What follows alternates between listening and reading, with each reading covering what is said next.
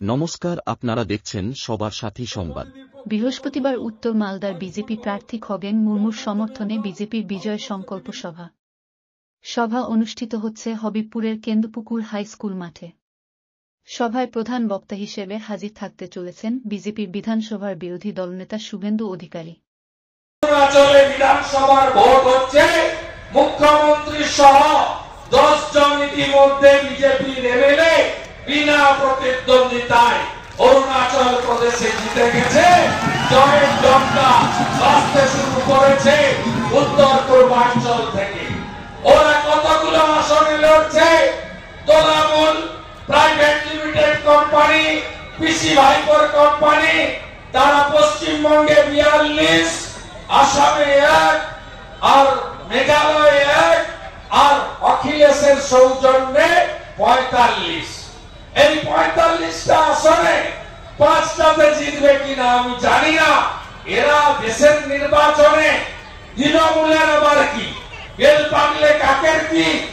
দেশের নির্বাচনে তৃণমূলের কোন ভূমিকা নেই, তাই আপনারা ভোট নষ্ট করবেন না। পুলিশের আইপিএস অফিসার, তিনি সব গুণ আছে।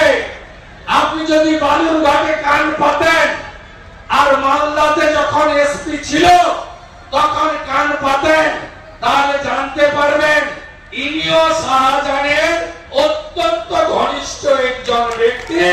শাহজাহান মাঝরাতে মাতৃমণ্ডলীকে পিঠে খাওয়ার নাম করে 10 বছর ধরে যা করেছে, ইনিও একই দোষে দুষ্ট। কান পাতলেই শুনতে পাবেন।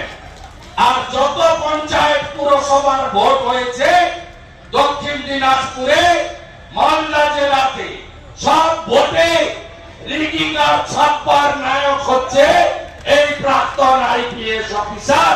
তাকে দাঁড়িয়েছে। হাওয়া বড় খারাপ। আমার সঙ্গেও বহু লোকের যোগাযোগ আছে, বলছে মুস্তাক ভাই আর ওদের প্রার্থী 2 আর 3 লড়াই করছে, 1 নম্বর নিয়ে কোনো কথা হবে না। অনেক ভোটে এবারে বিজেপি জিতবে।